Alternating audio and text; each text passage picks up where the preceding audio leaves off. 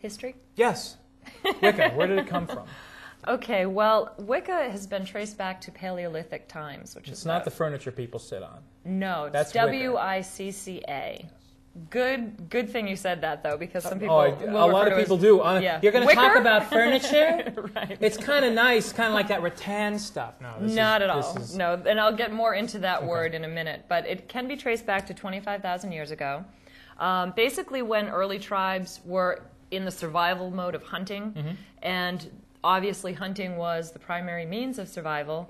So what they would do was this is where sympathetic magic comes in, which means like attracts like. So they would recreate rituals which would show the animals, well, they would have a clay figure, for instance, and they would take their spears and they would attack the clay figure, and then they would go out and do the hunt for real. So they would, dress up in skins, kind of like the Native Americans. I mean, they did that as well, and I think the buffalo dance is a good example of that. With the Mandans or the Penobscots do that. So they would do something like that. But their whole the ritual of that became more of a religion in terms of worshiping the earth.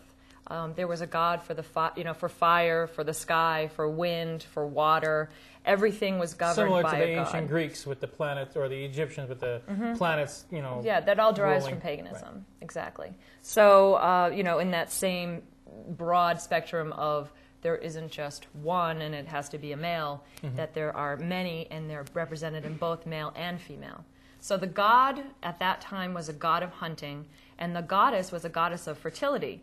So the god made sure that they killed the animals so they could eat, and the goddess made sure that there were enough animals copulating so that they could kill them to eat them. And continue to eat. Exactly. So once time moved on and the tribes started spreading throughout Europe and things like that, once hunting was less necessary for survival and people learned how to grow food and store food for the winter, the god of hunting became more of a god of nature, and like the green god, or Jack of the Green in England and the British Isles, he was known as. And the goddess still was fertility, but also included in that was rebirth.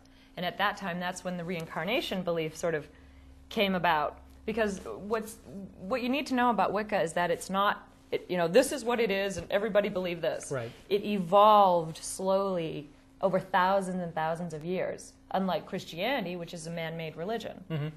So, things that made sense were incorporated and into it. And all due devil advocate respect. To some extent, 25,000 years ago, someone had to have, it just wasn't here. Someone would have had to create Well, Wicca yeah, as well. Obviously someone had the idea of doing the rituals. Right. Sure, I understand what you're saying. Okay. But it did evolve. It did change. It wasn't just this is what it is and it's the same thing. And it's still changing today. I mean, it's this constant growth and change. And that's why I like Wicca a lot, is that it's adjustable. And that's why a lot of people are drawn to Wicca, is because you can formulate your own path within it. So, that one law, do what you will and harm no one, is, pretty flexible in terms of personal path. And what happens if you... And we'll talk a little bit more about this in depth, but I think one of the people, or one of our viewers in general, will probably say, well, witchcraft is bad, the magic spells are bad witch, How do you, what would you say to... I would say that, first of all, that all started when Christianity did start coming in. The first people who were Christians were never like the basic country folk people. They were the rulers. And people who were at least superficially Christian for political reasons. And you can't have one without the other. Well, that's my personal opinion. Okay. I've noticed that. I'll say it. That's one of the things that I've been kind of hesitant about. Is I have noticed that you can't have government without religion, and you can't seem to have some kind of religion without some sense of political purpose. And I think one of the things that has always fascinated me about this is it's not like that. No, it's not an organized religion in that sense. I mean, we have organization to our religion, and we have structure in our religion, and there are certain basics that every Wiccan believes, but you don't have to pay anyone anything, and you don't have to do certain things and for the church or something like that. It's just be the best person you can be. Don't harm anyone. Right. Respect the gods. Respect the earth. So it's pretty flexible that way. But the bad stuff did come in at that time of Christianity when they started realizing that not everybody wanted to convert to the new religion. So things started before the burnings, before they went to the real harsh extreme. They would say things about the pagans that were undesirable. First of all, that's when they lumped in our horned god with Satan. Okay.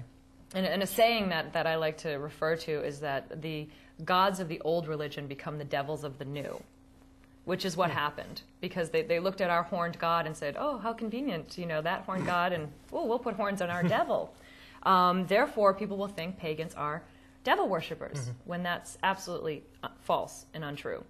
So that was the first thing that they started to do. The second thing they would do, something like the tall hat, pointed hat that you see. And Halloween stores everywhere. Everywhere right now, yeah. And it's plastic, black plastic now probably.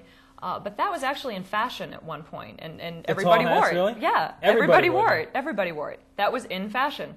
Just like, the top hats were in fashion in the 20s or whatever, and things like that. So that was in fashion. But then, because pagans lived in the country most of the time, because they wanted to be near earth, and they were farmers and agricultural people, they weren't up on fashion as much. Well, now that you say that, I'm remembering all the old princesses in those fairy tales always have the colorful Cohen hats with the little frilly things that are flying down the back, and I'm wondering if that's the... Sort of a distant niece of the original. And were they black? Were those hats black? Yeah, they were black hats. But it was actually an insult for the Christians to point at the pagans with those black hats, because what they were saying was, oh, look, those pagans are behind the times. They're out of fashion, just like their religion is the old religion and it's out of fashion. So the Christians were really in the towns, in the cities. Okay. The real center of where the church was, basically. And the pagans were still on the outskirts of town. So that was one thing, and that's where the pointed hat came in, is they would depict pagans wearing the pointed hat to say, look, they're out of fashion, they're behind the times. Then they won't join our religion. You never knew that, huh?